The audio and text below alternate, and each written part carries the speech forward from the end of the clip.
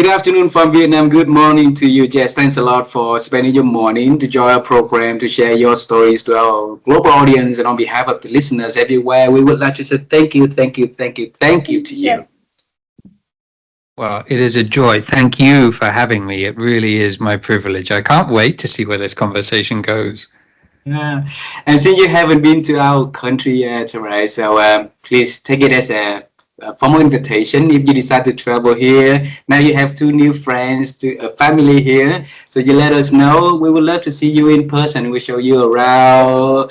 Joyful, joyful. Thank you so much. Thank you. And in our culture, Jess, you have friends from Vietnam also. You know our culture a little bit is that it's an extremely honor for us to have you to share a little bit to our audience about who you are and the work you do for our audience. Would you please do that for us? Sure. I wish it was simpler than it is at the minute. So for 22 years, I've worked as a speaker, a behavior insight advisor. So I coached and advised 93 of the Fortune 100 businesses across the world, and spoke at conferences around the world. I've written some books. I have a background in television presenting, and I've done a ton of other stuff as well, but that's the main thing. And then very recently, I had a big sort of life reset and have started again a career as a ceramic artist. So it's very different. I'm still speaking, but a lot less. At the sort of peak, I suppose, I was staying in hotels around about 250 nights a year, 100 and something conferences a year. And it was super busy, super busy. So now I just restrict the number of conferences I do every month. Rather than saying yes to everything, I choose which ones I accept, which gives me much more time to spend in my studio playing with clay. You have a phenomenal journey that you introduced to us in 2 minutes. All right, and it's not fair for our audience, okay? And then this conversation, like we shared before the show, is it's going to unearth the story and the journey that leading to what you do today, of helping people to get better, of showing the possibility, from inside of us, and let's travel time together. How does it sound to you? I'm excited, as long as we get back to today. Yeah. When Vivian was little, she wanted to become a singer, so loved on the stage and perform singing. When I was little, I was born in a very poor community, and it's dark at night. So my first love about the future that I wanted to become is to become an astronaut. And flying to the moon seemed very, very cool, but life has taken both of us in a very different directions. Except in this journey, we've been interviewed in a lot of people from NASA, a lot of people, astronauts, and one of the person we interview also is the person in charge for the Artemis project that just sending people to the moon. So when you were little, Jess, what was your dream about the future works that you are going to be doing when you're growing up? I had such an unusual. So I have done a lot of things in my life, a lot. I created the world's first carbon neutral honey farm. I was a bee farmer, studied beekeeping for a long time. I've been a professional magician. I've trained dogs for TV and film and animals. I've done a ton of different stuff. And when you asked me the question about what did I want to do when I was little, for the first time ever, it's just occurred to me why I've done so much. Because many people say to me, oh, you've done so many different things, and they say it in a slightly derisory way,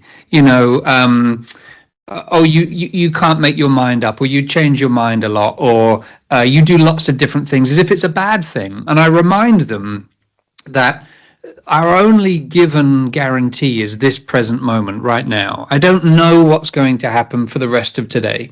I also worked for the ambulance service. I was training to be a critical care paramedic, and I saw firsthand that some people didn't wake up this morning. Some people went to work and they never came home. And some of them may have survived, there may have been a car accident, a catastrophic injury at work, or they may have died. And so nothing is guaranteed. So when people say to me, oh, you know, you've done lots of things, I say, but we're here once. Of all of the countries you could travel to, all of the languages you could learn, the instruments you could play, the jobs you could enjoy, why are you not doing all of those things? Try everything. Find the thing that brings you alive.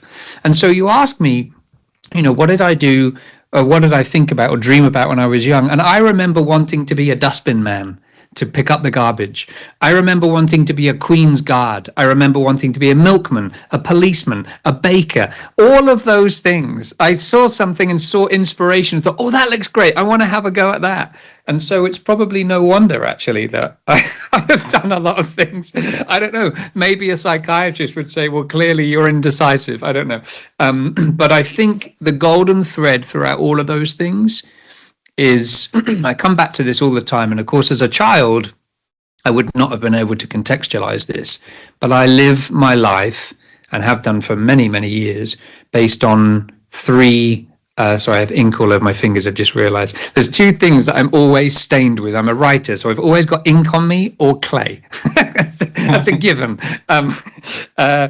So the three things are joy, passion, and purpose, in that order. And there's a reason for that, and maybe we'll come to that at some point. But as long as what I do every day brings me in some sort of joy, as long as I have a feeling that it has purpose, and that I am passionate about doing it, and it in return feeds me passion, then I'm happy. And there are many things in our lives that can happen with. So that was a very long answer to what did you dream about when you were a child. I love how you just had singer, you had astronaut, nice and clear, simple, easy. I went on and on and on.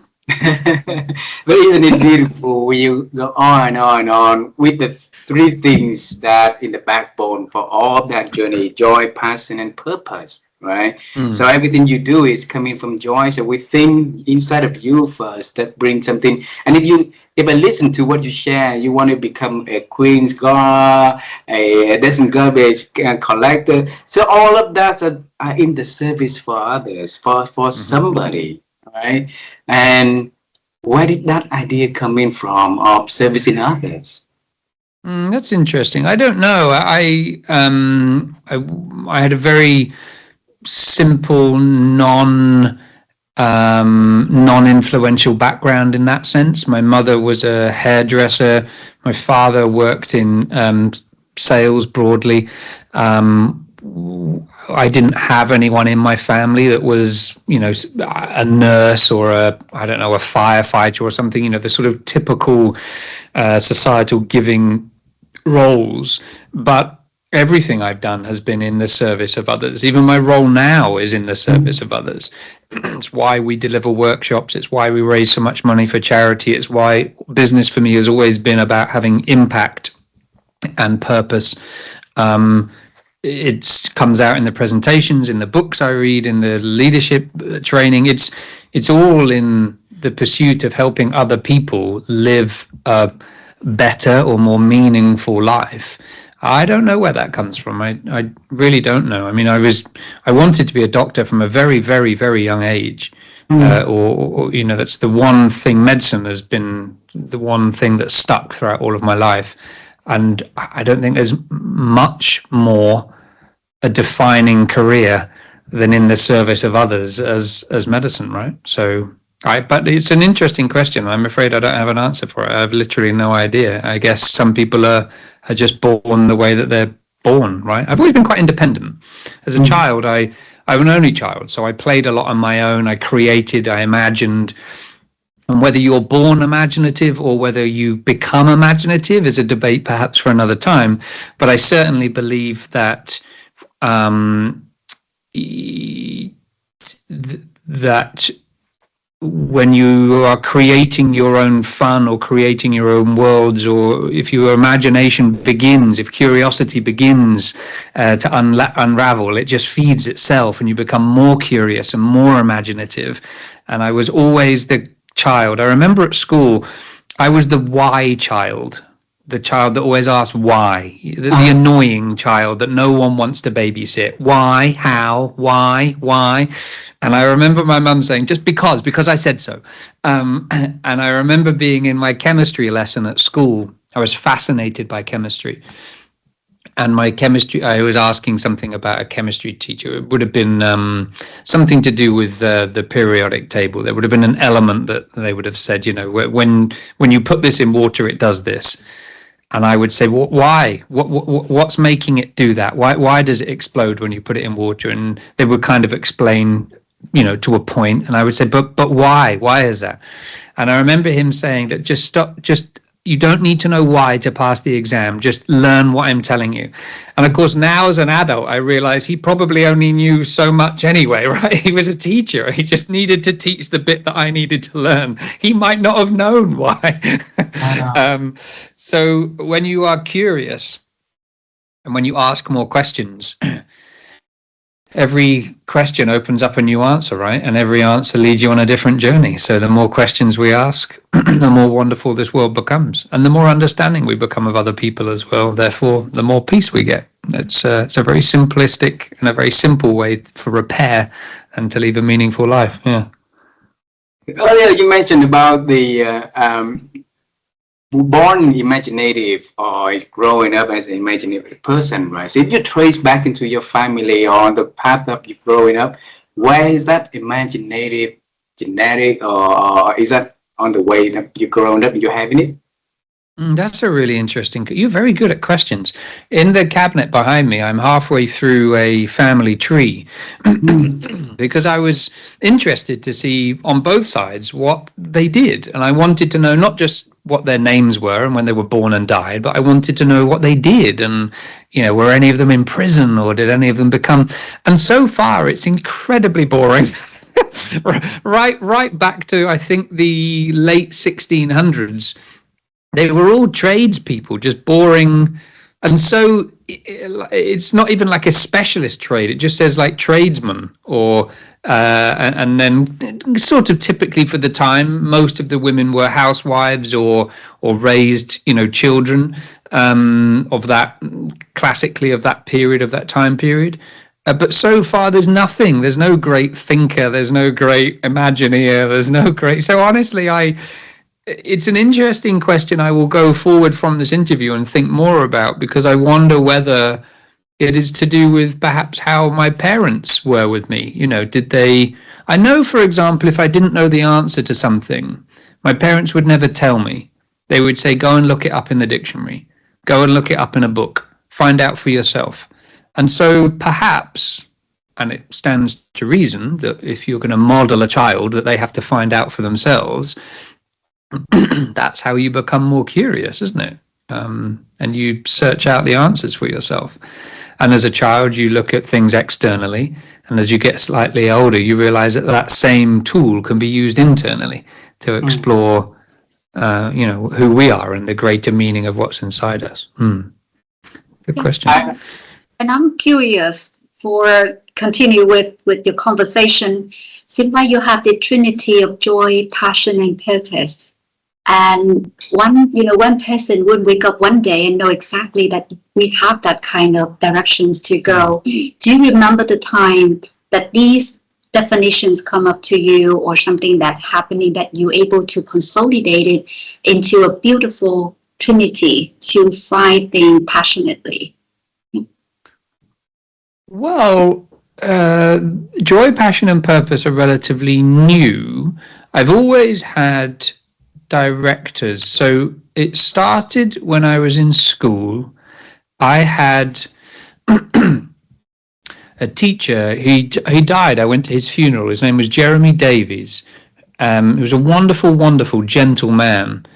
And he had a mantra of a trinity too, interestingly, of dignity, love, respect.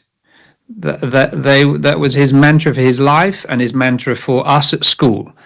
And I adopted that for many years and tried to use that as a guiding sort of set of principles, and they're a fantastic set of principles. And actually, for many years, I encouraged my corporate clients to adopt them.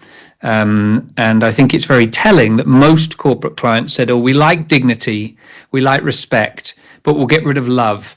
It doesn't sound right for the corporate environment." So they replaced it with something else, completely missing the point.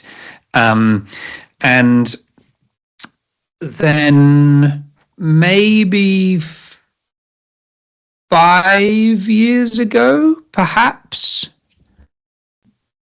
3 to 5 years ago, I started to think about a different set of frameworks, a different trinity, not necessarily a trinity, but it ended up a trinity, based on dignity, love, and respect. What else? What else could I explore? What was important? Because I felt that dignity, love, and respect were about, they were personal characteristics. They were how I think about myself and everything and others, but they don't necessarily help shape what I do. They're not necessarily help shape action or behavior. You can do something with dignity, love, and respect, but what? And it doesn't help shape that. Whereas I landed on joy, passion, and purpose because I thought, okay, if I had to pick 3 things that are going to help me find the things that matter most in my life, what do they need to attain? What's the sort of minimum bar? I worked through them in an order. It wasn't originally joy, passion, and purpose. They weren't in that order either. But I wanted something at the time in a difficult period of my life that resonated with me and that I could see the results from. And so I tried a number of different words and then settled on joy, passion, and purpose. And you know what's really interesting, Vivian? It's a really shrewd question you ask, because everything that is, for 22 years, I created content that I thought other people needed to hear or that I thought they should hear. And it didn't necessarily deeply resonate with me because it didn't need to. My job was to create content and write, and not create content in the way that we know it now, not like you guys are doing as content creators, but, to create workshops or training programs or whatever. So I didn't need to live it. I didn't need to be the leader of a FTSE or Fortune 100 company in order to advise leaders what to do, right? In the same way that you don't have to have had cancer in order to know how to cure it. It's that sort of strange dichotomy that we have. But during this turbulent time, I come up with joy, passion, and purpose and some other things, the reset principle. And since I've been teaching those, in 22 years, these new things are having so much deeper resonance with people than anything I've ever done before. Is that because you can tell that there's a level of authenticity? Maybe. Mm-hmm. Is it because I've lived them and therefore as a human being, I know these things, this is the sweet spot, this is the stuff that works, and other people say, oh, that's it, I need that too. I don't know, but it's very interesting and telling for me that I've done a ton of stuff. I've written loads of stuff. I've worked for organizations all over the world, and never has anything landed so neatly and well as it is at the minute. And the irony being, I didn't create it for other people. I created it for me. And it's only in conversations like this that I share joy, passion, and purpose, for example, as a kind of, a casual reference. And people like you come back to it and say, sorry, what was the joy, passion, and purpose? What's that? That sounds, it's interesting, isn't it? So I think the lesson we take away there is that the more there is a moral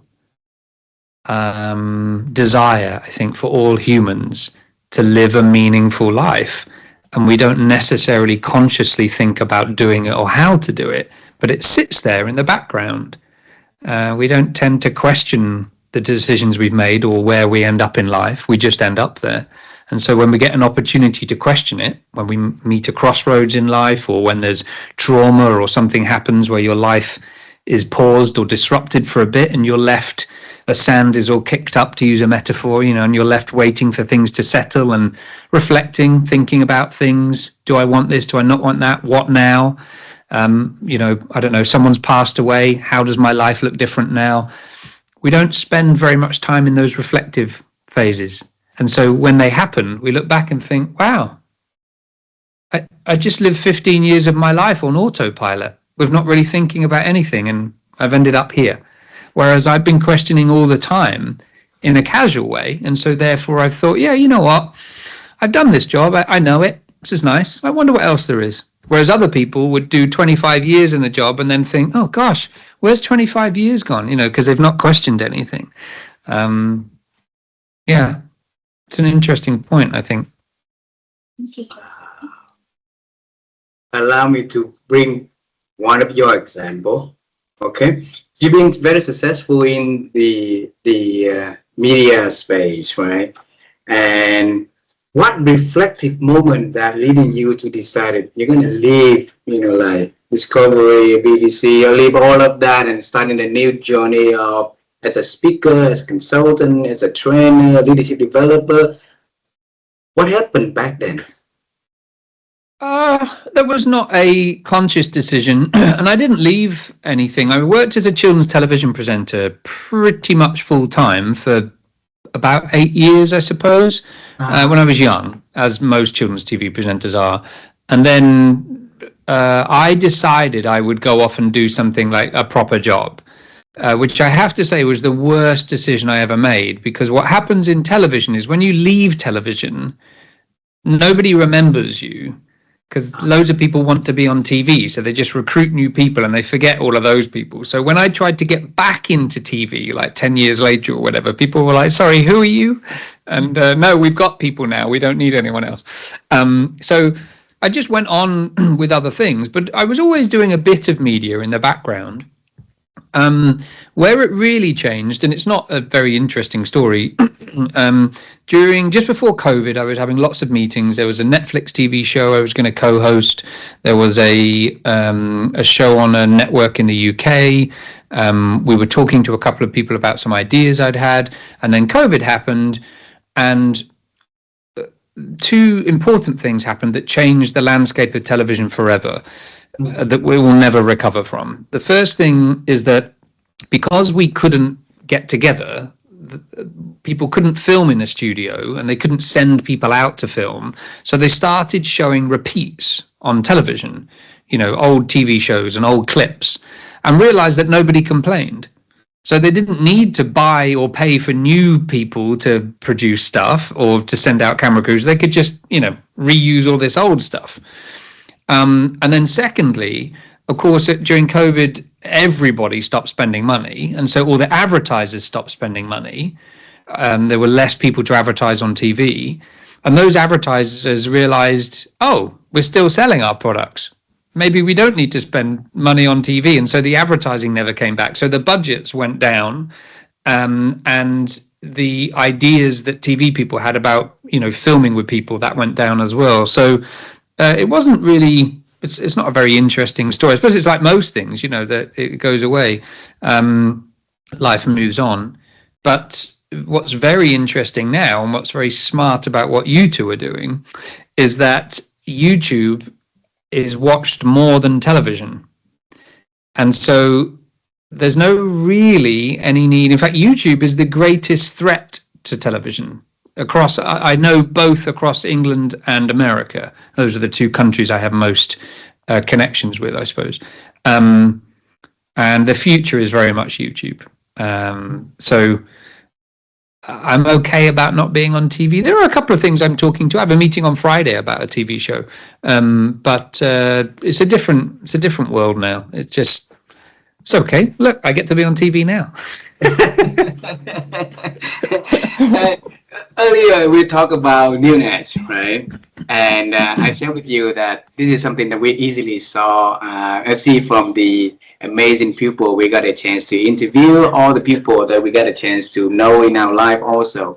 They're not afraid of change. They're not afraid of, you know, go into something new and figure out what it is, or get into something that's been there for a long time and find out what else they could do to bring the best out of that situation.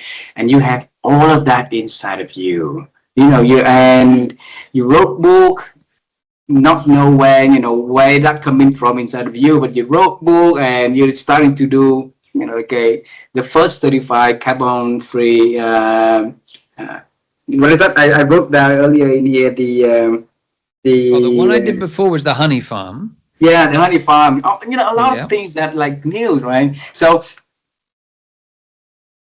when you thought of newness in life, how does that feel to you when you think about that word? Mm. Well, I think it's really important to acknowledge that the opportunity to start again never expires. So newness isn't a thing that you find or discover or chase. Mm. Newness is in us all the time. If you think about us as a body, as a cell, as a thing, this physical thing is regenerating new cells all the time. It's creating new blood cells. It's creating more blood. It's creating new skin cells. It's creating new hair cells. Not that I have much use for them, but it is. They seem to be in my ears now. I'm getting older, rather than on my hair. But newness is not a concept that is alien to any of us. It's not a thing that we should aspire to. It's in us. It is, I think, community and society that has and old science that we have adopted and learnt, that you are, as a child, you learn these things, you grow up, you learn more things, you get a job, you get married, you have children, you live your life. That's it. That's the linear life that most people led for many years. And this sort of corporate capitalist idea of 2.4 children, and you go to work, you bring the money in, and that's great, right? And if you think about the concept of newness, well, there are two things that happen every morning when I wake up. Firstly, I say thank you, because what a wonderful opportunity that is. I saw firsthand people that didn't wake up in the morning, so I open my eyes and I think, oh, great, I get to do it again. And the second thing is, I ask myself, how do you feel? And I try to answer in 3 words, short words, like tired, achy, whatever. And then I ask myself, how do you want to feel? And I think, well, alive, sprightly, happy. And then you've got a choice. Say, great, okay, we'll choose those words instead then. Let's choose to be that today. And so every day you can be a new version of yourself, right? So I think newness is a concept that we carry all the time. I don't have to. Here's the thing. So I used to drink alcohol. I don't drink alcohol now, but I would drink. I would go out with friends, and they would say, "Oh, let's have a beer," and he'd go, "Great, yeah, I'll have a beer too." And I'd be drinking it, thinking, "I don't like this. I don't like the taste of it. I don't like it's fizzy, but why am I drinking something I don't like?" I might go out and I'll order maybe a coffee in the morning if I'm staying in a hotel. But for me, coffee has to be hot. I want hot coffee in the morning. Hot, no milk. If it arrives and it's not hot, I will send it back and say, please, could I like hot, really hot coffee? Because that's just a waste of life, isn't it? It's a waste of time. You can choose what you get to start again with, or what new thing you want. And it should all the time fill you as much as possible. It's life. Life isn't easy. Nobody said it was going to be easy. And life is just life. Life isn't good or bad. It's just life. Life, it can't be stressful or not stressful. It's just life. Life is all of those things. But it should really be as joyful as you can possibly make it. And if hot coffee gives you joy, then why are you drinking lukewarm or cold coffee? You have the choice to have new coffee, right? So at one end, you've got that newness. And another end, you've got what else is inside me? What else could I explore? And it might be exactly what you're doing now, but happier, or more intensely. Or it might be what you're doing now, but with other people. It might be something completely different. Think about relationships as well. I mean, the number of people who are in relationships that know deep down inside that it isn't right. They're not happy, or it's not for them, but they're in a relationship because, well, they don't want to, I don't know, they've got a house that they share, or it changes the income, or whatever. that's a newness in you that you are extinguishing, that you are choosing to not enable to grow and to be new. So for me, the concept of newness, I just think is, I don't want to say easy, but you know what I mean? It's simpler. It's a really simple thing that we all have. It just comes down to choice. And, you know, choice is either yes or no. I've always been very, very vocal about this idea of surveys when people say, you know, on a scale of 1 to 10, score where you are. Well, that's useless. 10 is useful and 1 is useful, but everything in the middle is useless, right? What does a 6 mean? What even is that? And then they say, oh, we'll use 1 to 5. How happy were you with our service on a score of 1 to 5? Well, 5 is a very useful metric and 1 or 0 is very useful. But if you say we were 3 happy, what the heck does 3 happy mean? And if you say, well, answer this question, yes, no, maybe. No, not maybe. If it's not yes, it's no, right? So there's no maybe. It's either yes 100%, and if it's not yes 100%, then it's a no. But the thing with people say, oh no, but it might be not. I'm not quite sure. Well, then it's a no because it's not yes. And they say, but I might want to change my mind. You can change your mind. It can be no now, not forever. It can be yes now, but tomorrow it might be no. And I think this is this idea that traps us with the idea of newness, is this construct we have where we think we have to make a decision for life or it has to be right forever. When I pressed reset and I thought, where do I go now? How do I want to change my life? What needs to happen? There were all sorts of things I thought. We went down a road of me, some of my clients wanted me to run a retreat. And so we went down this road of creating a retreat. 3 months, 3 of us spent working full time on developing this retreat. And I said, I got to kind of 3 months and I said, it's not this. It's not this. This isn't it. I said yes 3 months ago, but it's not this. It's not it. We have to go in a different direction. And so we just drew a line under it and we didn't run the retreat. So I think the more we talk about changing our mind, it's not a failure. Even if it was a failure, what does that matter? We only learn when we fail. That's where all of the learning is in failure. But we don't think it's okay to change our mind and do something new. And I think we should do as many new things as possible. We learn much more about ourselves and what's really meaningful. These answers are way too long. I'm so sorry. It's so beautiful. It's a very. You're asking great questions.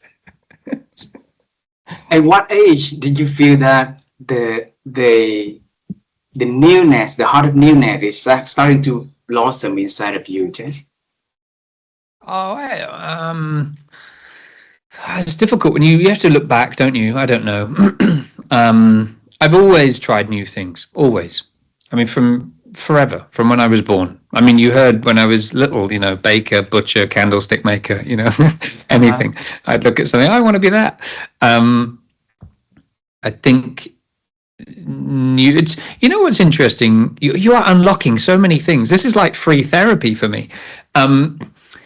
One of the things I've just thought about is how I grew up in the countryside, and I then obviously lived on the farm right in the heart of the countryside. I live in the countryside now.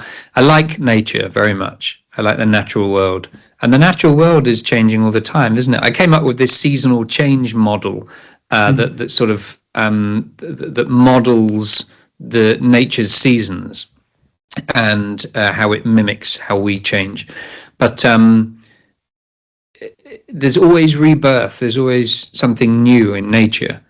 A new leaf, a new flower, a new status, and things die back and they come again. And so maybe, I don't know, maybe that subtly influenced me, but there's no turning points. Always been there. Always been there. What's new?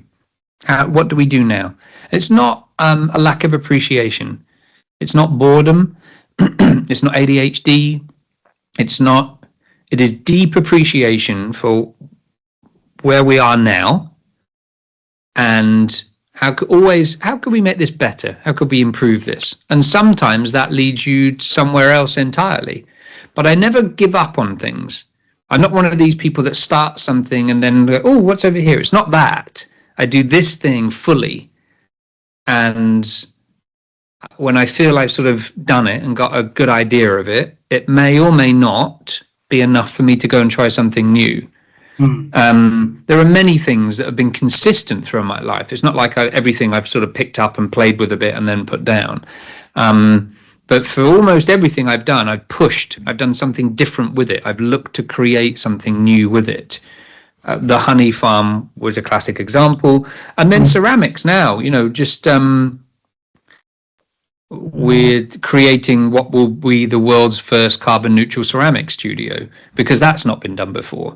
And that is entirely just to say, okay, what can we do that's new in the world of pottery and ceramics, and push the boundaries there, and hopefully change the story a bit for some people. Yeah, so it's always been there, I think, new. Wow.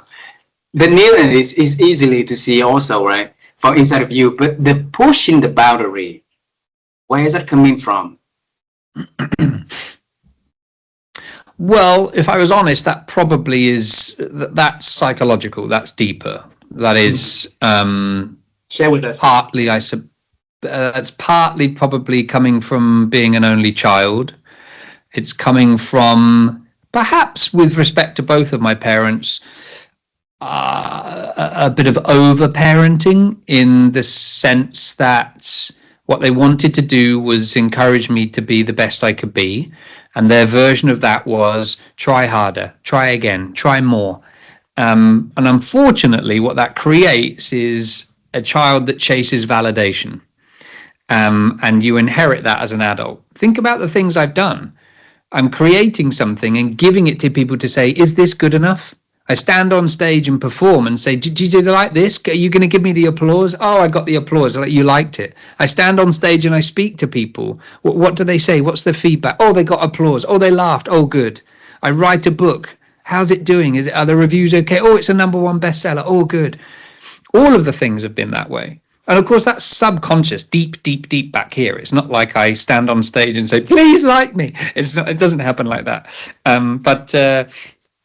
I think what it creates is a desire to push yourself. And for many, many years, I was obsessed with perfection.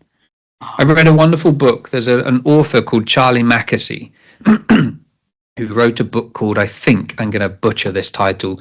It is The Boy, the Mole, the Fox and the Horse, I think is the book. It's beautiful. It's one of my top 5 books of all time. I bought more copies of that as gifts than I think any other book. And in it, there is a page, a print, and it says, "The greatest illusion," said the mole, "is that life should be perfect." And it struck me like a rock. I thought, oh wow, yeah, life's not perfect, is it? And when I was at the farm, I did all of the gardens. When we moved in, there was nothing there, and we created lots of gardens. And every path I created had one dead straight edge, like they're supposed to have. And the other edge of the path, the other side of the path, I just left. So it was all wiggly. And it was there to remind people as you walk down the path that life isn't perfect. And as like a metaphor. And it changed everything in my life then. I realized, I was chasing completely the wrong thing. I was creating so much stress and pressure on myself for everything to be perfect. So I think, you know, all of that plays into that. So now coming back to joy, passion and purpose, I have a desire that everything should be as good as it can be, but without the stress and the pressure of it trying to be perfect, because those two, they're very different things. We know the 3 things: joy, passion, and purpose. You mentioned about that already. You talked about that already, but you haven't touched to the part of is order. The order of joy, and then to passion, to purpose. I want to know, why is that coming to that order, Jez? Well, because most people think about a purpose in life first. They think about What could I do? What could I be? What job could I have? Which negates joy. There are many, many people. Would I say most? That's dangerous. I don't know if I could put that on it. But there are many people that are doing a job they don't enjoy. But they're doing a job and they're okay with it. It's not like they're crying every night, although there are those people too. But if you ask them, why are you doing it if you don't enjoy it? Well, it's a job. It's stable. I do whatever from 9 till 5. I get paid. It puts food on the table. I get to take my children and my family away for for holidays. I clock off at 5 o'clock and I do whatever I want, right? So imagine living a life where joy was not even a secondary consideration, but was either a third consideration or not even an active consideration. I have traveled in the back of many ambulances on many times with many patients who are dying or who are elderly, coming to the end of their life. They might have had a fall and they need to go into hospital, and I have a lovely chat with them at 86 or something. And I always chat about life, and most of them will say something along the lines of, I wish I had more fun, or I wish I didn't worry too much about, or the sort of regrets of the dying. That's a very common phrase, and a book as well, I believe. I've not read it. And so I thought, well, if I get to start again, what a wonderful privilege. Lots of people don't get to do that.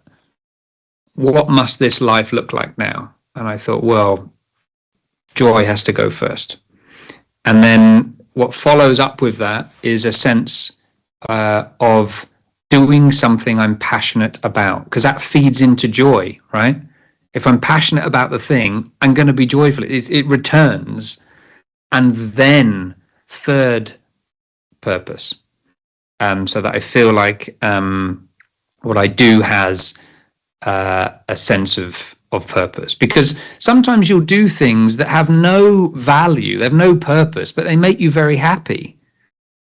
You could sit and watch a TV show that you find funny, or a comedian. It has no purpose. It's not moving life forwards, right? But you feel joyful and you get great passion about it. Well, that's lovely. That's okay. Not everything has to have purpose, right? But it's important, I think, that those three work together. Yeah, that's my take on it anyway. I'm just curious, Jez, because the word is limitless with you, right? And then your teacher, Jeremy Davy, when he gave you the three, dignity, love, and respect, right? Mm-hmm. And then when you had a chance to reset and redo your new, like mission or values that you want to operate in your life. You could do it 4, you could do it 5, you could do it 2. Why 3? Why 3 again after all many years? Well, you need to ask that question to lots of people, I think. Why 3? We're brought up with 3, aren't we? We're raised on 3s. 3s is the Holy Trinity, right? 3s is the triad. 3s is, an addiction triad is 3 things. The Holy Trinity is 3 things. You plant in 3s or 5s or odd numbers because it visually, psychologically looks better, looks neater. Yeah, I don't know. Probably influence from Mr. Davies. I had 3 for so long, it felt right to have another 3. But isn't it interesting how they work together so well? Like if you took one out, knowing that other one there, it doesn't quite work as well. It's very interesting. Yeah. I didn't know. Imagine having passion and purpose. Sorry, I'm talking over you. I'm so sorry. Imagine having passion and purpose, but no joy. Imagine having joy and purpose, but not really getting any passion. Not feeling passionate about it, right? It's interesting. It's like they feed each other. It's very useful. I'm sorry. I think in our culture, number 3 is also very important because it means it's solidity, it's strong, it's stable, and that's why I'm curious to know whether or not it coming from a culture that you've been having or something. Yeah. I want to talk about reset. Yes, and I know you are the creator for that framework of resetting, and you've been doing a lot of things. You gave it to the best of your ability to do, and until you feel like okay, you're satisfied with that, or you decided to do something else, you're gonna hit the reset button. You move on, right? And in life, there's a lot of people who hit the reset button too early, or they're gonna hit the reset button too late, or maybe there's no definition of lateness, but they're not hitting the reset button at all, and they keep carrying with life. And 20 years later, they look at the life and oh, this is how I spent 20 years, right? How could we hit the reset button at the best time for us? So it's not going to be too early, it's not going to be too late. I've never been asked that question. Give me 1 minute to think about that. That's a very good question. My instinct is, you have great questions. My instinct is I don't think you can reset sooner than you can. I think it has to happen at a time that's right for you. And here's why. I'll keep this very short. If I had pressed, I didn't know I needed to reset my life. I was living my life fine. It wasn't quite working out and things weren't great, but I didn't know I needed to press reset. I had to reach rock bottom before I pressed reset, and then everything changed. If I'd have pressed reset before, it would have gone, my life would have gone in a completely different direction, right? And possibly I would have pressed reset too soon. So but let me very quickly explain what reset is, and then it may answer the question. It's the reason it's reset is because it's an acronym, so RESET. It just spells reset. It didn't spell reset when I first came up with it. I came up with this for me. I lived this, and the first thing I did was I thought, right, what's working and what's not? Just press pause on life for a second. What's working and what's not? Recognize, that's the R for reset, recognize the patterns that are keeping you stuck. What do you keep doing that isn't working? Now, if you only get that far, that's amazing, because to look at your life and say what's working and what's not, well, now you've got a choice. Just stop doing the things that aren't working. Well, now you're only doing the things that are working, and you've got a secondary choice now. Firstly, the time and energy that you were spending into the things that don't work, feed that time and energy into the things that do work, and they work even more. Or find some new things to do and see if you can find different things to work. So that was the first thing. The second thing was to think about the things that I wasn't asking. What are the questions? Because the more questions we ask, the better, because questions change behaviors. Statements keep you where you are. So if you say, I'm fat, I'm stupid, I'm this, that, and the other, well, that just keeps you here. That grounds you. That says, I am this person. You're not moving from that. If you ask a question, it will move you forwards, because you're going to think about a different answer, takes you in a different direction in life. So I thought I've got to engage. That's the E for reset, E for engage. I've got to engage with the questions that I'm not asking. Because when you're right in the middle of stuff, when you're in the thick of it, you're not very good at looking at things objectively, are you? You know, when it's your pain you're sitting with, it takes someone else to say, maybe you should go for a walk. And you feel amazing when you go for a walk. But I think, well, why didn't I think of going for a walk? Well, because you're in it. You're right in the middle of it. It's why we're really good at giving other people advice. We're not necessarily good at giving ourselves advice, because we're here, enclosed in our own bubble, right? Then the third thing I thought about, which is what I do all the time, is just to simplify everything. Just cut everything back. We don't become who we are or the best version of ourselves by adding more. We become the best version of ourselves by subtraction, by shedding, getting rid of the unnecessary stress, the unnecessary people, the unnecessary objects. You know, people, I was with a friend recently and they were entering a competition to buy a big house. You paid like £1. It was a raffle and you could win this great big mansion.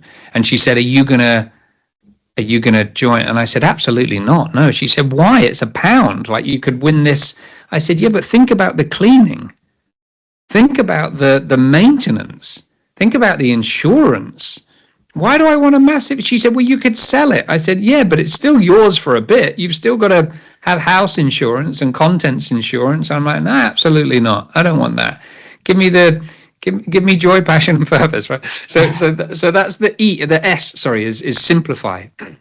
Just simplify your life, simplify your thinking. Just cut everything back. Stop trying to do everything. Give yourself some space. The second E is to understand that it's curiosity that fuels progress and change, right? So the more curious we are, the different answers we get. We open up different avenues that we can go in. So, and I suppose it really, sorry, the second D stands for experimentation, because you just want to try new things. Just try something different. If you fail, it doesn't matter, because you learn. And you either learn, I don't like that, or that's not the way to do it. Or, you know, this isn't the thing for me. But you learn, you become a better person from it. You get great lessons. And then the final letter, T, is to trust the pull. It's about trusting your gut instinct. How many times in your life have you had a gut instinct about something, think, this doesn't feel right, or I don't really trust that person, or I think we should do this, it just feels right. Well, it's not a gut instinct, it's coming from your brain.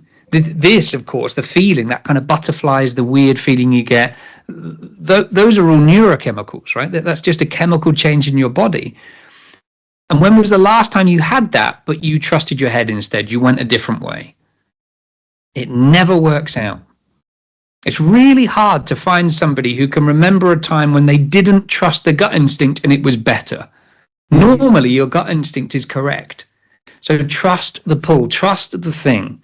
And coming full circle, for me, what happened is I realized if I was really honest with myself, I love speaking. It's been my job, it's been my career, it's been my identity for 22 years. I love it. I don't love being in a hotel for 250 days of the year.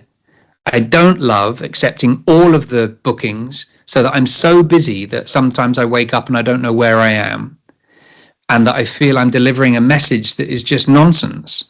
You know, I was at a conference once and they had made £240 million in revenue the year before. And they said, we think you guys are so good. Your sales team is brilliant. Next year, I think we can get to 480 million. And I thought, what's wrong with 240 million?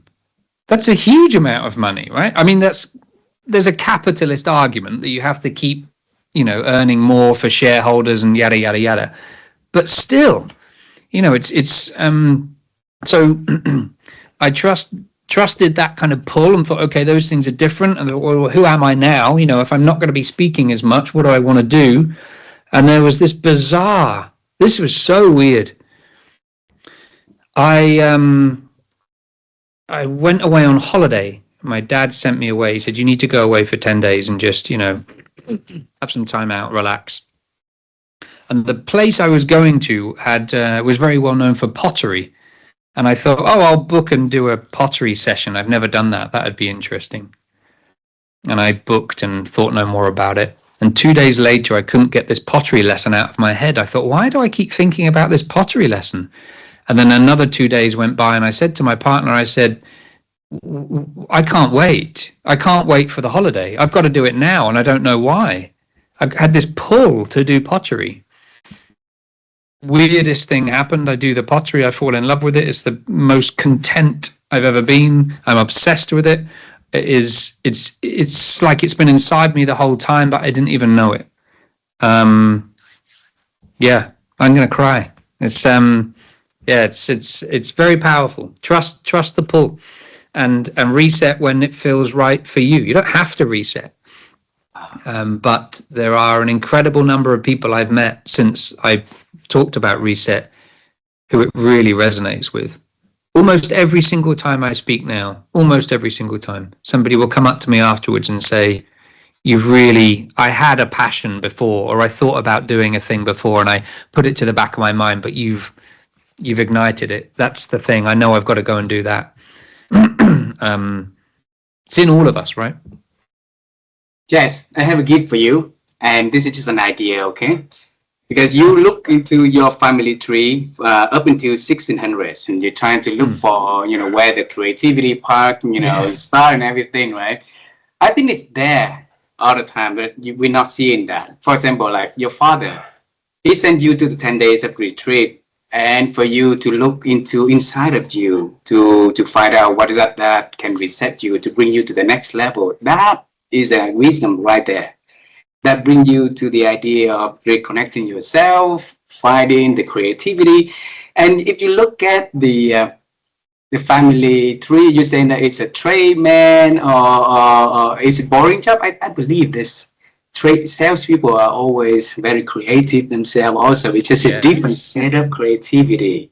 All right, so oh yes. Oh no, you've made me feel terrible. You're so right. Because tradespeople are incredibly creative. Yes, of course. I think what I wanted was, I was looking, and this is a good lesson. I was looking for it to say expert shoemaker, or I don't know, baker, or I don't know, something to give me an idea of, oh, that's it. But actually, yeah, you're right. Maybe there is a whole lineage of creativity in my life. I'm going to go off and see if I can find out exactly what they were doing. Yeah, thank you for that. Thank you. That's a lovely gift. Thank you very much. Thank you. I have two last questions for this conversation. All right. And thank you so much for sharing so many beautiful things. And one word in there that you kept repeating, sharing in the later of this conversation is the word I think. And my wife and I would love to have people to improve their ability to think, because we believe that there's so many things that impacting our ability to think these days. And if we can learn from experts, we can, through conversation like this, we can pick up some points, some advice that can help, that would be wonderful. So the question for you is, Jez, how have you been expanding your ability to think over the years? There's more questions. I'd say I think a lot. It's because I do. I'm a big thinker. I'm always thinking. My brain is always on. Just ask more questions. That's how you think more. We don't ask enough questions.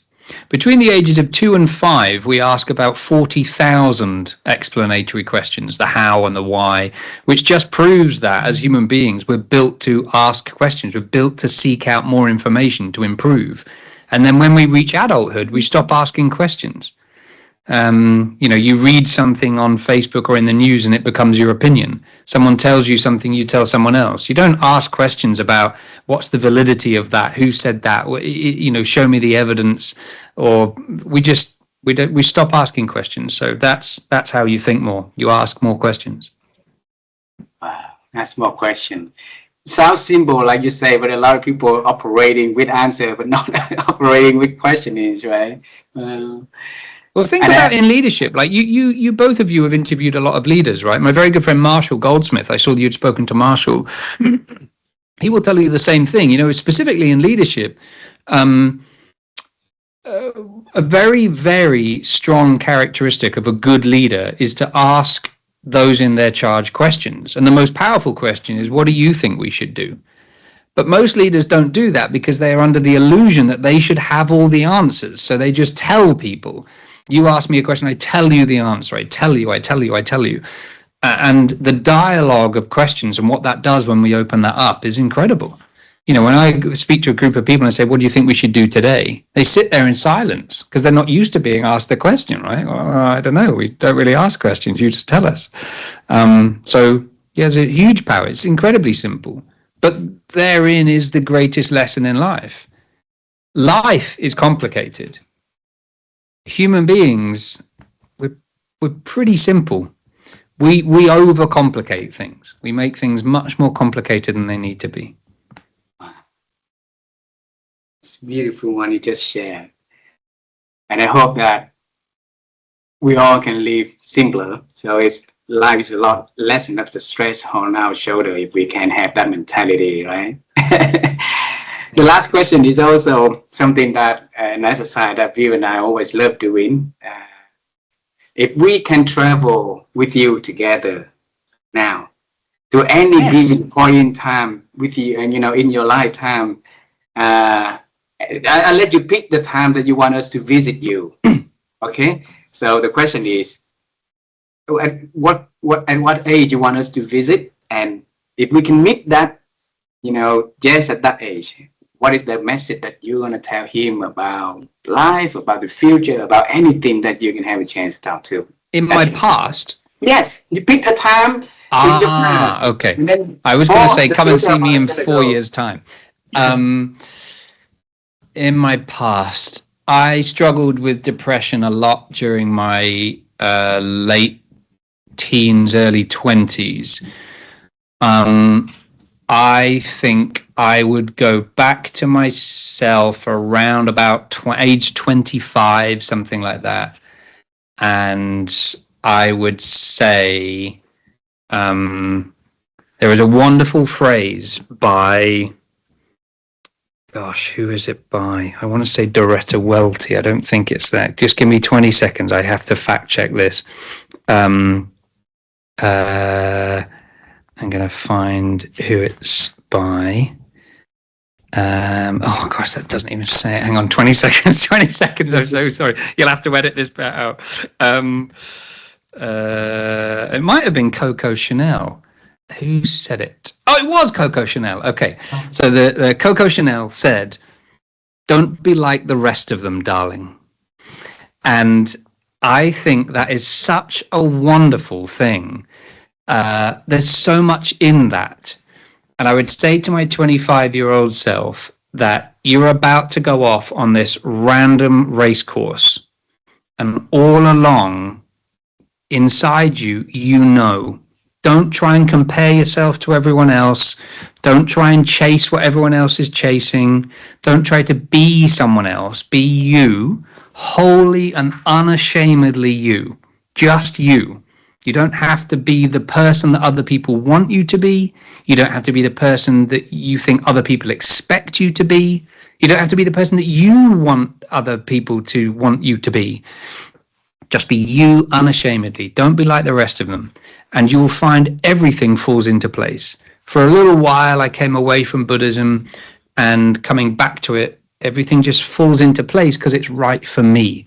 It's not right for everyone, but it is. It's a great endeavor for us all to think about whether or not we're on the right path for us, or whether we're just on a path because of influence or because someone else put us on that path. Yes. Any would you want to say the parting word for this beautiful conversation? The what word? I'm sorry. The parting words. Oh, a parting words. Gosh, there are so many things always to say, aren't there? It's like when someone says, what's the best piece of advice you were ever given? I think, what, crikey, over 42 years, I've had tons of advice. I think the parting words would be thank you. This has been a joy. I don't agree to many of these. Thank you to both of you. You have been joyful, really. It's been such a pleasure to meet both of you. And thank you to the listener if you've got this far. There's so much to life. It's a wonderful, beautiful thing that we get given. And I can't wait to see where your journeys take you. How exciting. Yes, thank you so much for being so generous and kind to join, to share us your beautiful story with a lot of wisdom in here for us to really take our time to reflect and to think about that. What is that we need to reset? What is that we need to, to look at and continue up doing? And for showing our the people around the world, the beautiful works that you do, and leading the way, reset, you leading the way to the next one, that everything is possible. There's newness inside all of us and everywhere, right? We don't have to be someone else. We can always celebrate people for their newness, for our newness also. So just We love you, and we really look forward to seeing you in person one day, very, very soon, my friend. Okay? It's a promise. It's a promise. I will see you in Vietnam. Thank you so much. Have a Thank good you day. very much. You too. Goodbye. Thank you. Bye bye, Jess. Bye, Vivian. Thank you.